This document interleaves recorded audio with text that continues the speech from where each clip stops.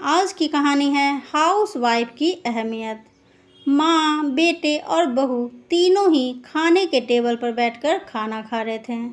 खाते समय लड़का अपनी पत्नी को बोला, सीमा, तुमने आज भी दाल चावल बनाया। खाना बनाने में तो आलस मत किया करो तुम। बस हाउस वाइफ ही तो हो। तुम घर पर ही तो रहती हो। तुम्हें रसोई घर में कुछ अलग अलग खाना बनाना अच्छा नहीं लगता क्या? क्यों रोज एक ही तरह का खाना बनाती हो? सीमा बोली, आज मैं खाना बनाने वाली थी। मैं आज सूजी की खीर बनाने वाली थी, पर रसोई में सूजी खत्म हो गई। मैंने कल ही ऑर्डर किया था, पर अभी तक नहीं आया। कोई बात नहीं, मैं कल बनाऊंगी। रसोई घर में कुकर की सीटी बजती है और खाने के समय सीमा रसोई घर में आती है। रसोई घर से वापस आते वक्त डाइनिंग टेबल पर बैठकर सीमा बोली कि मैंने कुकर में आलू डाले हैं। शाम को मैं आलू के बड़े बनाने वाली हूँ। यह सुनकर उसकी सास को भी खुशी हुई।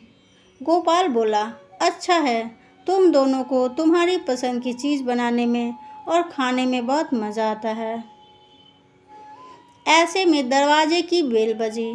सीमा वापस खाने के टेबल से उठी और दरवाज़ा खोला। डिलीवरी बॉय सूजी लेकर खड़ा था। पार्सल लेकर सीमा वापस खाने के टेबल पर खाना खाने के लिए बैठी। तभी माँ बेटे से बोली कि तूने अगर दरवाज़ा खोला होता तो फिर क्या होता? बेचारी ठीक से खाना भी अच्छे से खा नहीं सकती। तो बेटा बोला, सॉरी, मैं उठ नहीं सकता, मुझे ऑफिस जाने के लिए देर हो रही है। फिर रूम में चला जाता है। वो सीमा को आवाज़ देता है, मेरी फाइल मिल नहीं रही है, तुम ढूंढ कर दो सीमा। फिर एक बार खाना खाने की टेबल से उठने वाली थी और उसके तरफ जाने वाली थी, तभी सास ने उसे रोका। छोटा बच्चा नहीं है वो, खाओ तुम अपना खाना। थोड़ी देर बाद रूम से गोपाल की आवाज़ आई, फाइल मिल गई। सास और बहू दोनों ही खाने के टेबल पर एक दूसरे की तरफ देखकर हंसने लगे। गोपाल ऑफिस जाने के लिए निकल गया। सीमा ने सारा काम खत्म किया।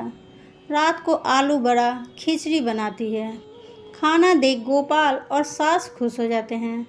सीमा सब काम निपटा के सो जाती है।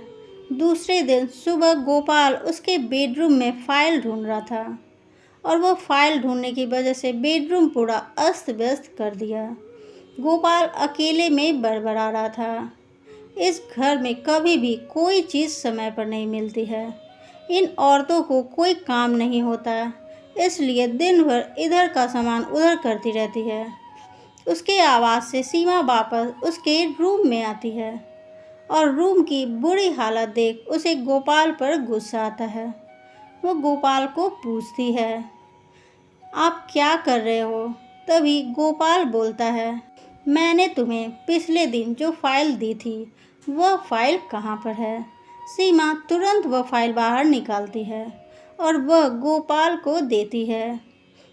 सीमा गोपाल को कहती है, इतना सारा सामान बिखेरने से पहले मुझे एक बार पूछा तो होता। कितना सामान बिखरा पड़ा है, मैं क्या दिन भर यही काम करती रहूं क्या? उल्टा गोपाल सीमा पर चिल्लाता है और बोलता है कि क्या काम करती रहती हो दिन भर? इतना काम भी तुम नहीं कर सकती क्या? दिन भर सोते ही रहती हो सिर्फ। माँ के कहने पर हाउस वाइफ से शादी करके बहुत बड़ी भूल की मैंने। ऐसा बोलकर गोपाल ऑफिस के लिए निकल गया। पति पत्नी का बोलना माँ के कानों में पड़ता है, जो गोपाल को पता नहीं था। माँ सीमा के पास जाती है और तभी सीमा रो रही होती है। कोई भी गलती नहीं होते हुए भी गोपाल उस पर चिल्लाया। यह उनको पता था, सीमा से वह बहुत प्यार करता है। सीमा भी उसे बहुत प्यार करती है। सास ने सीमा को शांत किया। फिर दोनों ने गोपाल को अच्छा सबक सिखाने के लिए प्लान बनाया। दूसरे दिन सुबह गोपाल नींद से जगा, तभी वह सीमा को चाय के लिए चिल्ला रहा था। तभी माँ नज़दीक के सोफे पर बैठी थी। वह बोलती है, सीमा घर पर नहीं है, वह किसी काम के लिए अपने मायके गई है। गोपाल फ़ोन निकालता है और सीमा को फ़ोन करने लगता है। तभी माँ उसे रोकती है और बोलती है कि फ़ोन मत करो, वो मायके ही तो गई है, 2-3 दिन में आ जाएगी। गोपाल फ़ोन रख देता है और माँ को बोलता है कि माँ चाय। तभी माँ बोलती है, हाँ 2 कप बनाना है, मैं भी पीऊँगी। इच्छा न होते हुए भी गोपाल चाय बनाने के लिए रसोई में जाता है। माँ सोफे से खड़ी होती है, बेटा गोपाल को पुकारती है। वो सोचने लगता है कि माँ उसे रोकेगी और खुद चाय बनाएगी, पर माँ बोलती है मेरी चाय में शक्कर कम डालना। गोपाल चाय बनाता है और चाय लेकर आता है। माँ और बेटा दोनों ही चाय पीते हैं। फिर माँ बोली, चाय अच्छी बनाई है पर सीमा जैसी नहीं। वो चाय बनाती है तब तुलसी के पत्ते डालती है, उस चाय की तो बात ही अलग होती है बेटा। कोई बात नहीं, अगली बार तुम चाय बनाओगे तब ध्यान में रखना। गोपाल माँ को देखते ही रह जाता है। थोड़ी देर बाद गोपाल उसकी माँ को बोलता है, माँ आज मैं मटर पनीर खाना चाहता हूँ। माँ फिर से गोपाल की तरफ देखकर बोली, अरे वाह, आज मेरा बेटा मटर पनीर बनाएगा और मुझे खाने के लिए देगा। अच्छा हुआ, बहुत दिनों से मटर पनीर खाने की इच्छा हो रही थी। तभी गोपाल बोला, अरे माँ, मटर पनीर आपको बनाने के लिए कहने वाला था। तभी उसे माँ बोली, नहीं बेटा, मेरे घुटने बहुत दुखते हैं, मैं इतनी देर रसोई घर में खड़ी नहीं रह सकती। तभी गोपाल उसका फ़ोन निकालता है और रेस्टोरेंट से ऑर्डर देने लगता है। तभी माँ उसे रोकती है और बोलती है, मुझे वह होटल का खाना पचता नहीं, मुझे गैस हो जाती है और तुम मुझे बाहर का खाना खिलाने वाले हो क्या? शायद माँ से प्यार नहीं करते हो। तभी गोपाल खाना बनाने के लिए रसोई घर में जाता है। 1 घंटे बाद खाना तैयार होता है। 2 थाली में खाना लेकर गोपाल उसकी माँ के पास आता है। गोपाल ने दाल चावल बनाया है, यह माँ देखती है। गोपाल को बोली, अरे बेटा, तुम मटर पनीर बनाने वाला था ना? गोपाल बोला कि माँ यह आसान है बनाने के लिए। तभी माँ बोलती है, सीमा होती तो आज उसने मटर पनीर बनाकर मुझे खिला दिया होता, पर जाने दो, तुम्हारे हाथों का खाना बना हुआ खाना कहाँ मैं रोज़ खाती हूँ। ऐसा बोलकर माँ खाना खाने के टेबल पर आकर बैठती है। चल दोनों साथ में खाना खाते हैं। गोपाल ने पहला निवाला मुंह में डाला ही था, तब माँ उसे बोली, अरे बेटा, दाल में नमक कम है, जा और नमक ले आ। वो खाते खाते उठता है और रसोई घर से नमक लेकर आता है और माँ को देता है। फिर से खाने के लिए बैठता है। तभी बीच में माँ खांसने लगी और गोपाल को बोलती है, अरे बेटा, निवाला गले में अटक गया है, थोड़ा पानी लाना। गोपाल फिर खाते खाते उठा और पानी लाने गया। फिर वो पानी माँ को देता है। इस सब में गोपाल के चेहरे पर गुस्सा स्पष्ट दिख रहा था। गोपाल को अब समझ में आ रहा था कि वह सीमा के साथ जिस प्रकार बर्ताव कर रहा था उसे कितना बुरा लगता होगा। वह यह सब खुशी से करती थी, उसके चेहरे पर कभी भी कोई सिकन नहीं दिखी। वह सोचते सोचते खाना खा रहा था। माँ यहीं पर नहीं मानी। खाना होने के बाद माँ गोपाल को बर्तन धोने के लिए कहती है और माँ उसके रूम में आराम करने चली जाती है।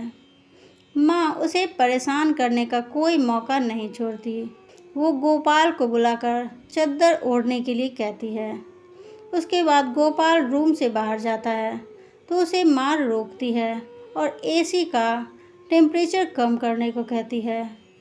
अब इन सभी कामों की वजह से वह चिड़चिड़ करने लगता है, लेकिन कुछ भी नहीं बोल पाता। दूसरे दिन सुबह जल्दी उठ जाता है।